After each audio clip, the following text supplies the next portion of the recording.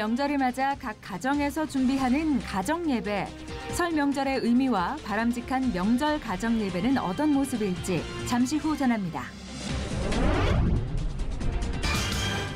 경찰청이 설 연휴 기간에 발생하는 가정폭력의 모니터링을 강화한다고 밝혔습니다. 해마다 늘어나는 명절 가정폭력. 근절 대책은 무엇일지 하나님의 법, 세상의 법에서 알아봅니다.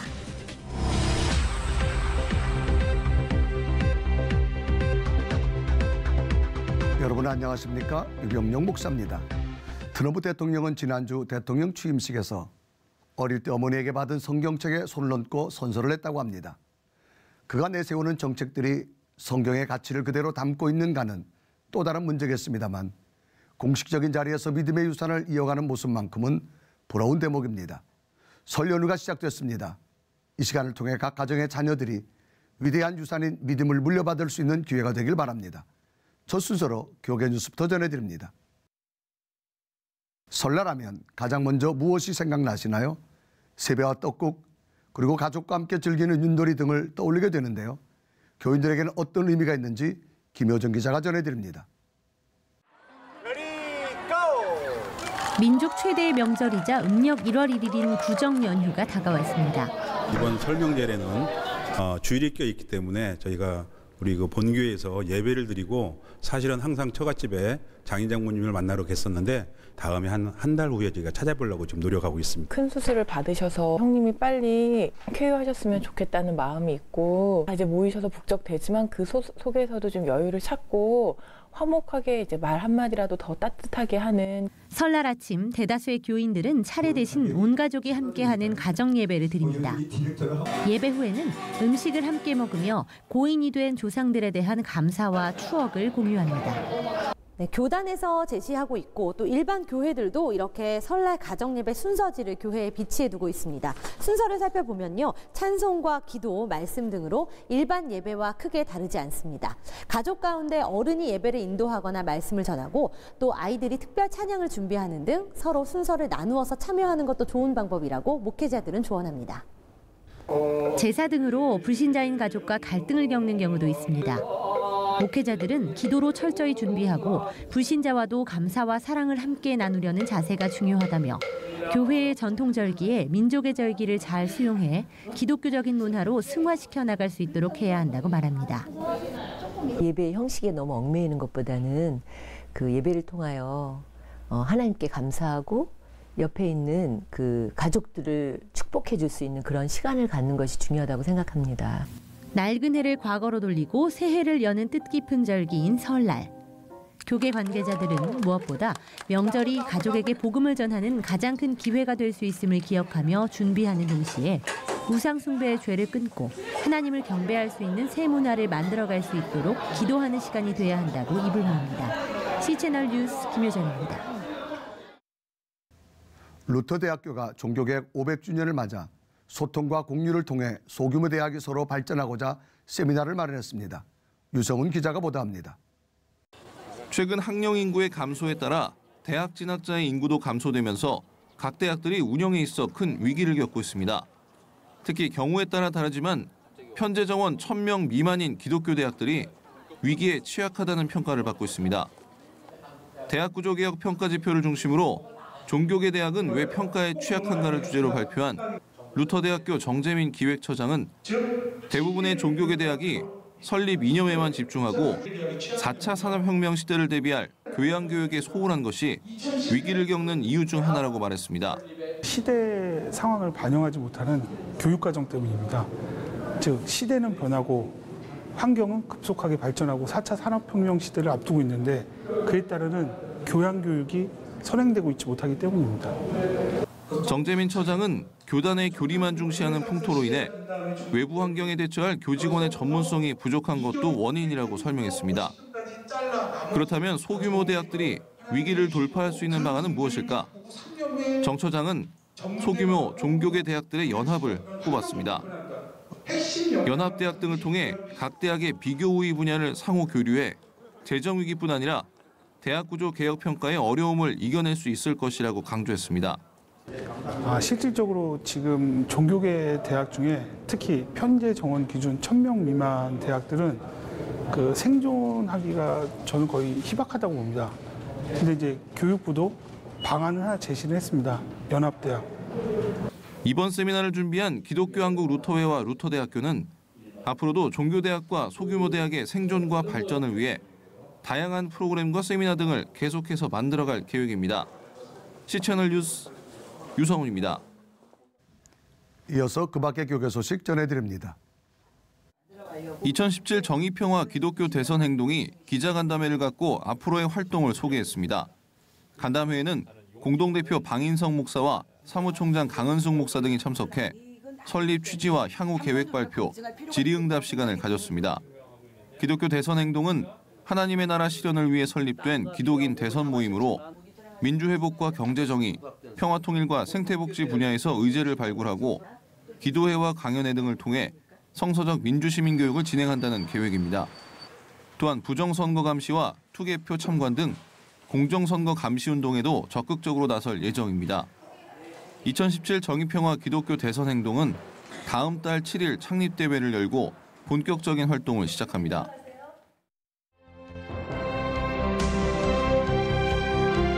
세계성시화운동본부가 지난 24일 화재로 피해를 본 여수 수산시장을 찾아 어려움을 겪고 있는 상인들을 위로하고 여수시 재난대책본부에 위로금을 전달했습니다.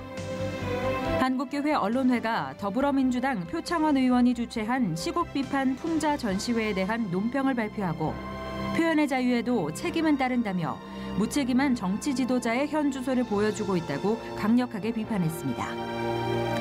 합동진학대학원 대학교가 지난 20일 이사회를 열고 신임 총장에 정창균 교수를 임명했습니다.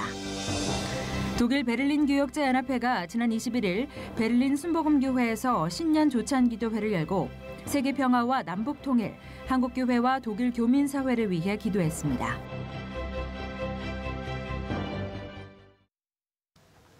이번엔 나라 밖 소식입니다. 아프리카 대륙의 국가 중 가장 작은 나라 부룬디는 인구 약 1000만 명, 그리고 이곳에 있는 외과 의사는 모두 13명뿐이라고 합니다. 이들은 부르심에 순종해 생명을 살리고 있는 헌신적인 의료 선교사들인데요. 아프리카 부룬디에서 전해온 소식입니다.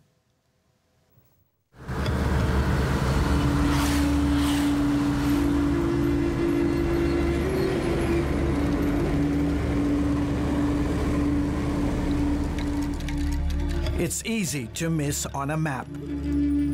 Roughly the size of Maryland, Burundi is one of Africa's smallest countries.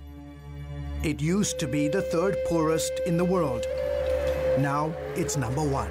The average person here lives on less than $1 a day. In 2013, American Jason Fader moved his wife Heather and their 2 kids to Burundi to serve as a missionary doctor in this remote valley.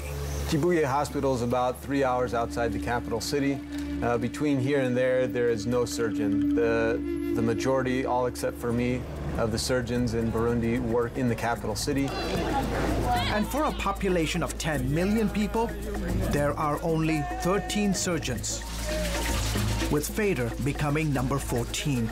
And on a typical day, how many surgeries are you doing? I schedule 1 or 2, and we end up doing 10. Like many other missionaries here, he raises his own support. It would be difficult to find a place in the U.S. where I could have even a smidgen of the impact that one surgeon can have here in the middle of Africa. There's 2 million people out there that have no surgeon, and I'm happy to be here to help care for them. Half of Burundi has no access to potable water. Some 70% of the nation lives below the poverty line. There's no health care to speak of. So as you can imagine, this small Christian hospital here in a remote corner of Burundi acts as a lifeline to tens of thousands of people. Rachel and Eric McLaughlin, Alyssa Feaster, and John and Jessica Cropsey joined the Faders in Burundi as missionary doctors. On fait ça 10 fois par jour. Pas de problème. John Cropsey is one of only 3 ophthalmologists here. The work we do is stressful. Got cross-cultural conflict going on. You've got stressful work, limited resources. During dry season, we can have as little as 2 hours or even sometimes no power during the day. Lord God, I thank you for this chance to be here today. I pray that you would be with this woman and her baby. I pray for a safe delivery. In your name we pray. Amen. Rachel McLaughlin is one of just 20 OBGYNs. Faith in Christ and the opportunity to help the less fortunate are just some of the reasons that compel these doctors to serve in less than ideal conditions. God has called us to this place. So he's called us to hard work, but he's called us to good work. And I think that we can see his redeeming story when we have the eyes to look for it.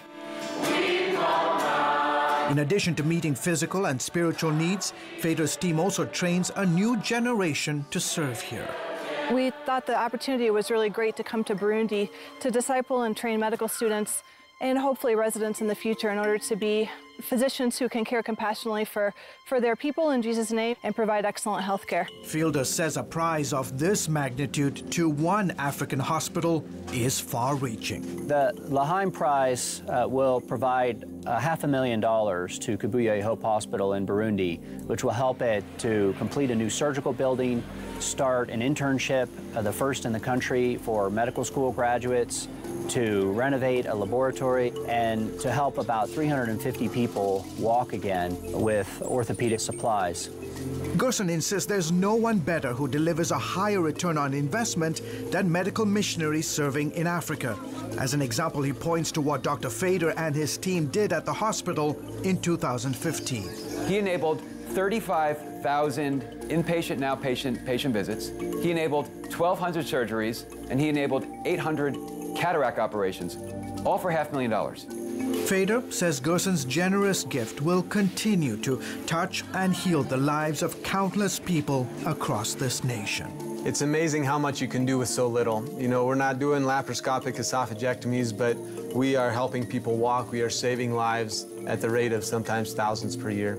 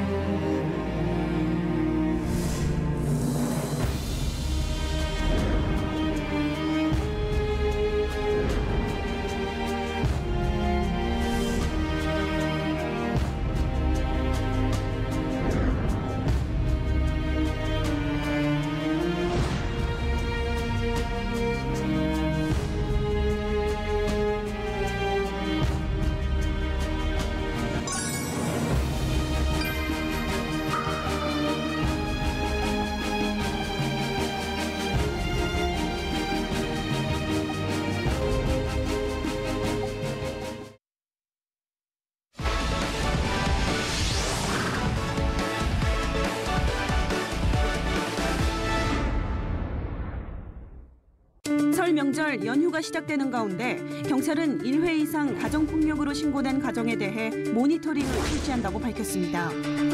경찰청 제공 명절 연휴 가정폭력 112 신고 현황에 따르면 신고 건수는 2015년에 8,491건, 2016년에는 1,622건으로 지속적 증가 추세를 보이고 있는데요. 범죄로까지 이어지는 명절 가정폭력, 근절 방법은 무엇일지 하나님의 법, 세상의 법에서 알아봅니다. 하나님의 법, 세상의 법. 이재만 변호사님 나오셨습니다. 자, 변호사님 안녕하십니까? 네, 안녕하세요. 자, 설 명절이 시작됐는데 뭐 해마다 참 이런 뉴스는 끊어지지 않습니다. 왜 그럴까요? 그 경기지방경찰청 그 통계에 의하면 그 2015년에는 그 경찰에 신고된 그 가정폭력 사건 이것이 하루에 평균 187건이라고 합니다. 굉장히 많은데요. 그렇죠.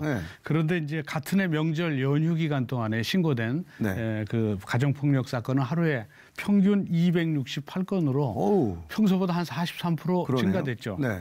예, 그리고 그 유형별로 보면 부부 간의 폭력이 가장 많습니다. 아, 부부 간에? 그리고 네. 부모를 상대로 한 폭력도 있고요. 네. 예, 그리고 친척 간의 이제 폭력들, 네. 그리고 심지어 자녀에 대한 폭력 이런 순서대로 돼 있습니다. 자, 이 명절이 뭐 우리가 한두 해 지나는 것도 아닌데 왜 이렇게 반복될까요, 이게? 그 명절 직후에는 그 이혼율이 증가하기도 할 정도로 명절 증후군 그 주부들의 그 명절 스트레스가 굉장히 심합니다. 이제 결국 그 명절 스트레스가 심하다는 것은 그만큼 이제 정신적으로 여러 가지 충격을 많이 받아서 그러는데요. 명절에 이런 정신적 충격받는 일이 많이 일어나는 이유는 보통 이제 평상시에 있었던 그 오래된 갈등, 해묵은 그 갈등이 명절 때 오랜만에 만나갖고 이런저런 얘기를 하고 사소하게 다툼을 하다가 이제 언어적 다툼이죠, 말다툼. 이러다가 이제 이게 또 오랜만에 만났으니까 또 술도 먹고 그러다 보면 이게 폭력까지 또 이게 커져서 결국 가정폭력이라든지 또는 친척 간의 폭력이 되는데 이 가정폭력의 발생 시간대를 보면 10시에서 12시대가 제일 높습니다. 주로 이 사건은 명절 때 일어나는 폭력은 10시에서 12시. 그다음에 12시에서 2시가 이제 그 다음으로 많고요. 그러니까 오랜만에 만났으니까 뭐 오랜만이다 하고 인사하고 그러다가 뭐 이런저런 얘기를 하다가 갈등이 이제 폭발하면 거기다가 음주까지 하게 되니까 10시부터 12시가 아주 위험한 시간이 되는 것이죠. 그래서 특히 상대에 대한 배려를 하고 그리고 상처를 줄 수 있는 말들은 아닌지 한번 자기 자신을 돌아볼 필요가 있는 것이죠. 성경 속에도 보면 참 많은 갈등이 소개되어지는데 이게 현대 와서 더 많아지는 것은 뭐 어떤 특별한 것이 아니라 인간의 참 속성뿐인데요. 이게 성경에도 보면 디모데전서 특히 5장에 보면 이런 내용이 있어요. 자기 친족 특히 자기 가족을 보지 않으면 믿음을 배반한 자라 그러고요. 불신자보다 더 악하다라고 하는 성경 구절이 있는데 그럼에도 불구하고 계속 나타나는 가정폭력 참 우리 마음을 안타깝게 하고 있습니다. 예, 이 가정폭력이 이제 가장 우려스러운 것은 이것이 이제 점점 습관화되고 이게 습관화된 후에는 강도가 점점 커진다는 겁니다. 그래서 사망에 이를 정도까지의 폭력으로 커지는데요. 결국 습관화가 된다는 것은 이제 부부의 사이에서도 처음에는 이제 언어적 폭력이 있었고 그다음에 이제 가벼운 이제 물리적 신체적 폭력이 있는데 이때 즉각적으로 여기에 초기에 대응을 하지 않으면 사실은 이제 이게 점점 습관화되죠. 근데 이제 피해를 당하는 주부의 입장에서는 남편한테 폭력을 당한다는 자체가 창피스러워서 누구한테 얘기를 하지 못해요. 그러다 폭력의 강도가 커진 다음에는 어떻게 하면 오늘은 이 폭력을 없이 하루를 지낼 수 있을까 이렇게 위축되기 시작합니다. 또 공포를 가지고 그렇죠. 공포 속에서 남한테 더 얘기 못하고 그래서 이게 습관화가 되면 그 가정폭력이 있는 데서 자란 자녀들은 그걸 그대로 보기 때문에 이게 대물림이 돼서 다음 세대에 이 폭력이 그대로 또 유지돼요. 그리고 이 폭력이라는 것은 또 결국은 방임이라든지 학대라든지 자식한테까지도 또 부부에 대한 부부 간의 폭력이 자식한테 갈 수도 있고요. 또 이제 자식 같은 경우에는 이 아버지라든지 부모님의 경우에는 나를 가장 잘 지켜줄 수 있는 그런 그 내 편이라는 생각이 있는데 나를 지켜줘야 될 내 편으로부터 이런 폭력을 당하게 되면 그 정서적 심리적 피해 상처 이게 상당히 큽니다. 그렇겠습니다. 그렇게 되면 결국 그 자식이 폭력적이 돼서 사회 문제로 확대될 그런 우려조차 있는 것이죠. 이 갈등이라고 하는 존재는 뭐 가정에 무엇이 잘못돼서가 아니라 그 통계상에 보면 어떤 서로 다른 생각, 어떤 인간의 자연스러운 부분인데 이 갈등이 언제나 존재하는 문제는 분명한데 이걸 어떻게 해결하느냐가 참 중요하지 않습니까? 그렇죠. 뭐 갈등이라는 것은 이제 문자 그대로 이제 칡넝쿨이 엉켜진 것처럼 꽉꽉 엉킨 거가 이제 한자로 갈등이지 않습니까? 그러니까 이 갈등을 풀려면 갈등의 원인이 뭔지를 찾아야 됩니다. 그 갈등의 원인은 심플하게 간단하게 얘기한다면 소통의 부재입니다. 서로가 자기의 얘기만 하는 것이죠. 그래서 부부간의 갈등도 사실은 소통의 부재인데 한번 역할극을 해본 적이 있어요. 아내가 남편의 역할을, 남편이 아내의 역할을 하면서 상대방에 대해서 하고 싶은 얘기를 해봐라. 근데 아내가 남편의 역할이 돼서 얘기를 하는 거를 남편이 듣고 깜짝 놀랐대요. 자기 마음을 다 알고 있더래요.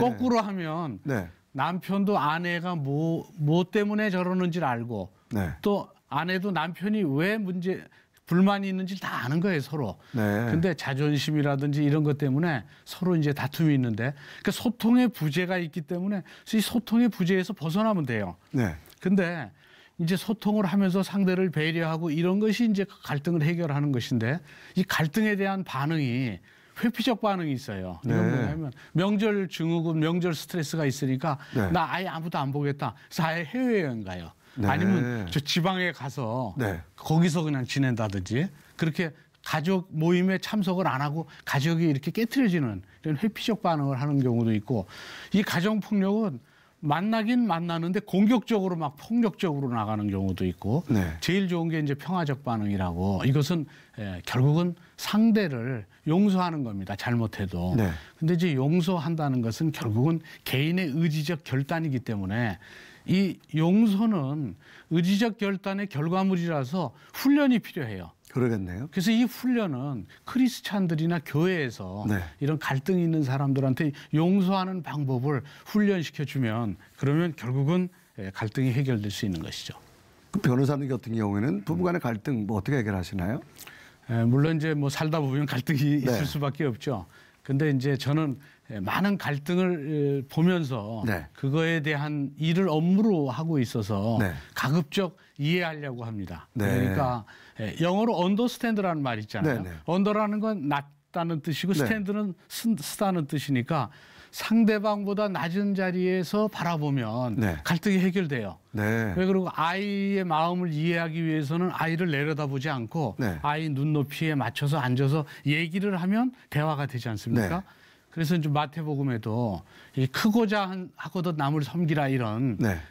남을 섬기는 자는 으뜸이 된다는 그런 그 섬김의 리더십이 있어서 네. 부부간에도 서로가 서로를 섬기면 그러면 갈등이 해결돼서 네. 저도 아내를 섬기면서 살고 네. 있습니다. 성경에도 보면요, 요셉이라고 하는 대표적인 사람이 있는데 이 가족으로부터 참 많이 외면당하고 형제들로부터 미움당하고 심지어는 형제들에서 죽임을 당하는 그 상처가 얼마나 컸겠어요. 네. 그런데 성경에 보면 요셉의 특징적인 하나는 모든 것을 하나님 안에서 해석했다고 하는 거예요. 예. 그래서 이루신 분이 모든 건 하나님이라고 하는 것. 그러니까 우리 삶 속에도 이 부부간의 갈등 기준점이 복음적으로 하나님 안에서 해석하면 어떤 더 좋은 가정의 모습이 되어지지 않을까 그렇게 한번 생각해 봅니다. 저는. 네, 그렇죠. 사실은 이제 그런 일들 모두가 쉬운 네. 일은 아니죠. 그래서 만약에 쉬운 일이라면 네. 이 사회에 무슨 갈등이 있겠어요. 그러겠죠. 그게 어려운 일이기 때문에 네. 사실은 많은 갈등이 있는데 어려운 만큼 지금 목사님이 말씀하시는 것처럼 그 일들은 상당히 가치 있고 네. 또 반드시 실현해야 되는 그런 일들이죠. 네. 그래서 우리가 이제 크리스찬으로서 하나님의 복음 안에서 또 하나님 안에서 하나만 될 수 있다면 네네. 하나님이 우리에게 주신 그런 많은 선물들, 네. 그 감사의 조건들 그렇죠. 이것들을 아마 확인할 수 있을 것이라고 봅니다. 네. 예. 네, 이번 명절에는 가정폭력처럼 불미스러운 일이 일어나지 않는 원년이 됐으면 좋겠다는 바람도 가져봅니다. 변호사님 말씀 고맙습니다. 예, 감사합니다.